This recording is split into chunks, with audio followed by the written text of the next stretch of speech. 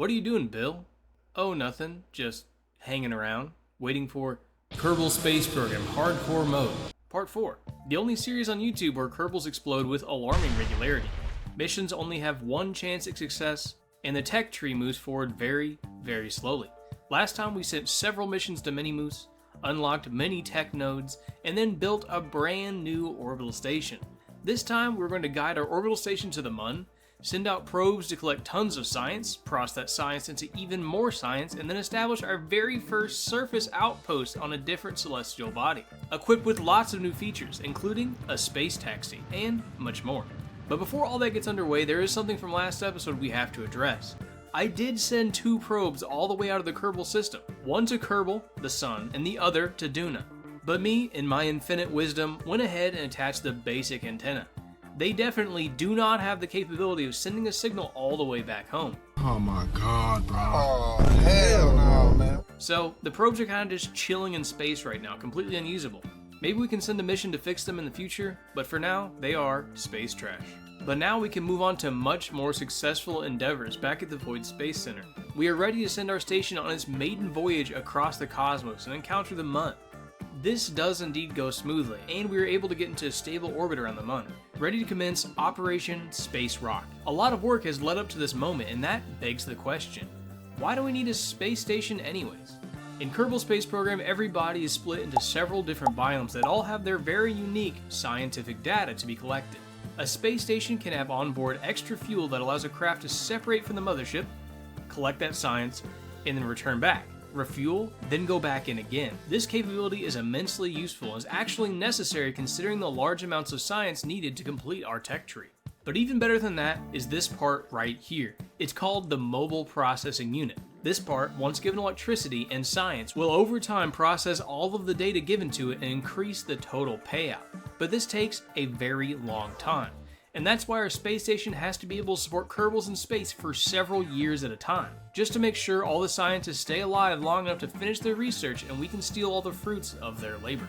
Anyways, back to the operation. Our probes are undocked from the mothership and sent to several different biomes to map out the surface and give us a larger understanding of the Mun in general. This generally goes well without much in the way of issues, apart from one of the probes ran out of gas in orbit. We then had to dock with it with a different probe, and then we could deorbit both, just to kind of minimize the space trash in orbit around the Mun. Our Kerbals have spent many tireless hours aboard the VSC collecting data, researching, docking, and transmitting huge amounts of science, 500 at a time to be exact. So after about a year of intense study, the Kerbals start to run low on supplies. Instead of simply finishing the mission, our top engineers had another plan.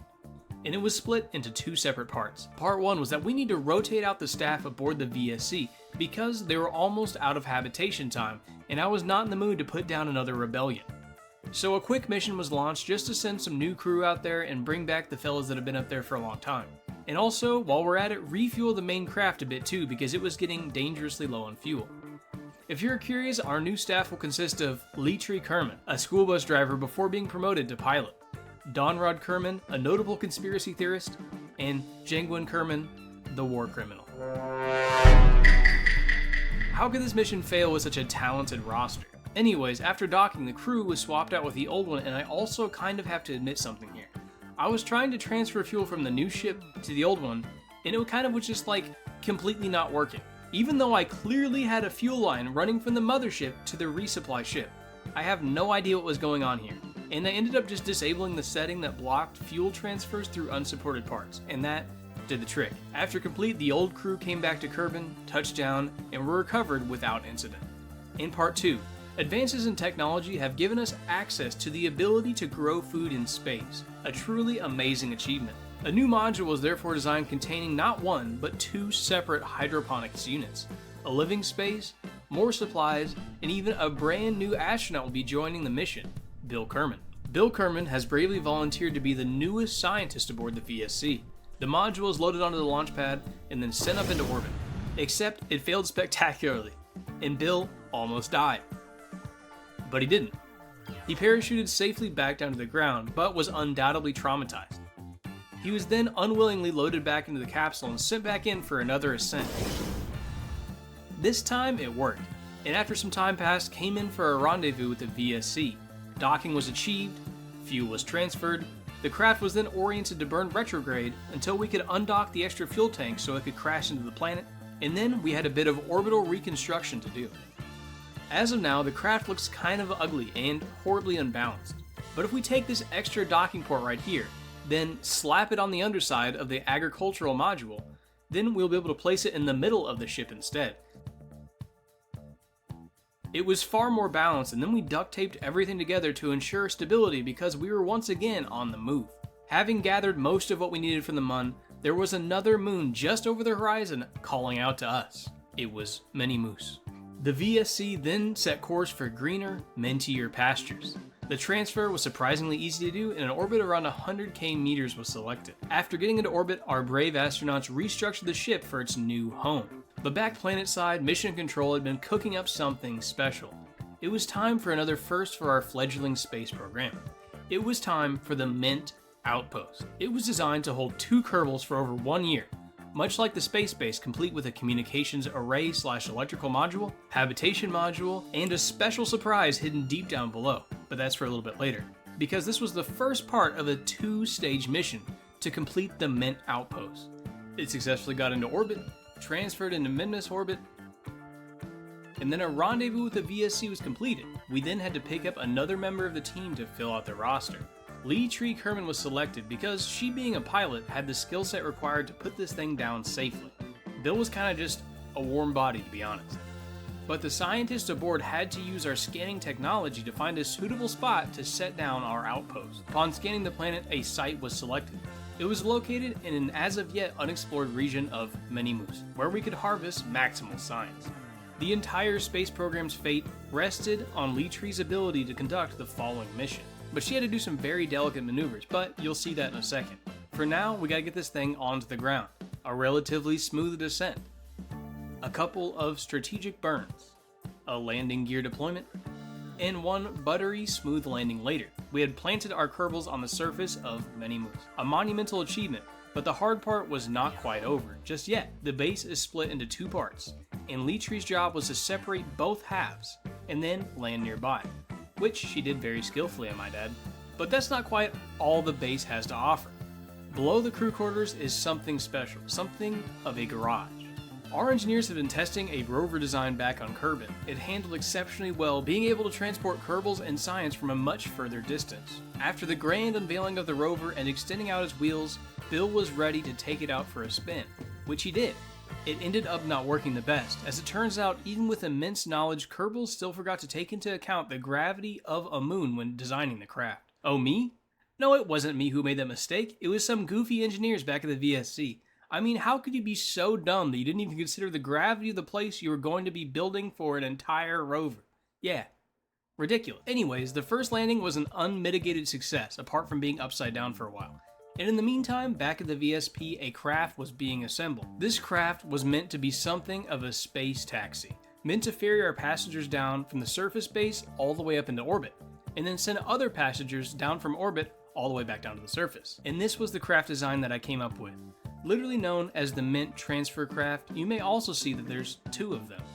I had hoped that perhaps if something happened to one craft, then I would still have a backup and not be completely helpless. And I was not thinking correctly when I designed this thing, because once the other stage had separated, the thrust to weight ratio on this thing was absolute trash. I actually fell back into the atmosphere during ascent, but surprisingly eventually made it back out again without any explosions. Nice. It turns out this mission must have been cursed or something, because everything that could have gone wrong on the mission did. For example, my ascent profile was awful, so I wasted a bunch of Delta V.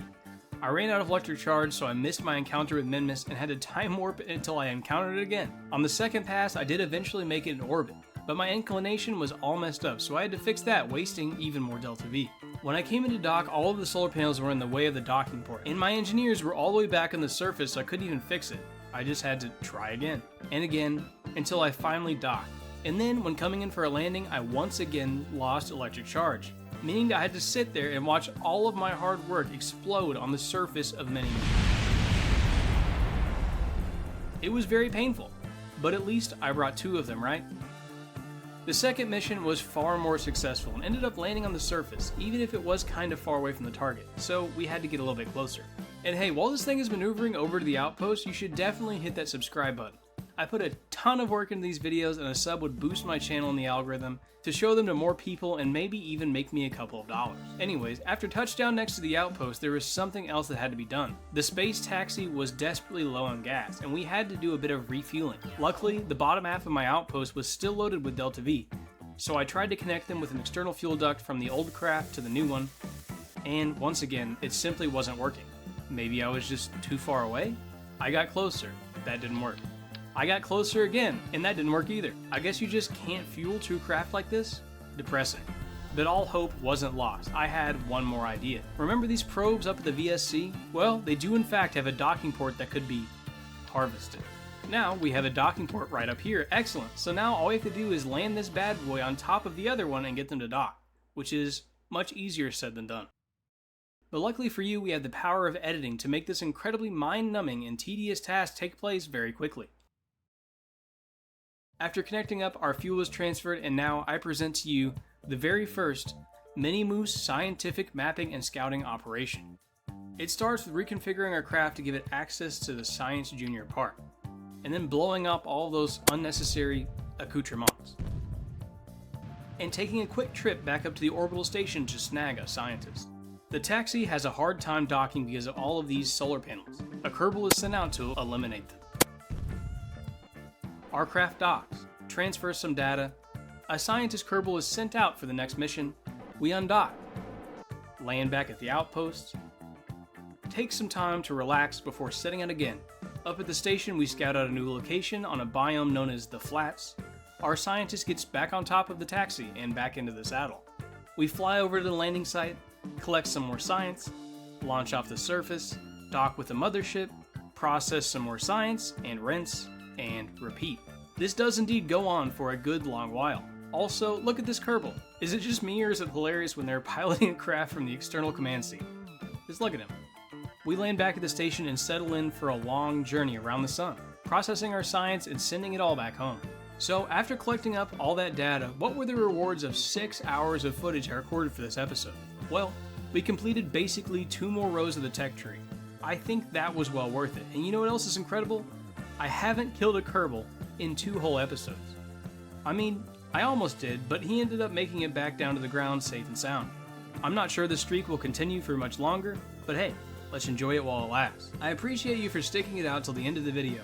Hit that big red button, tell me all the things I did wrong right down in the comments, and most importantly, click this video over here, or else I'm going to be putting you on board the next Void Space Program rocket.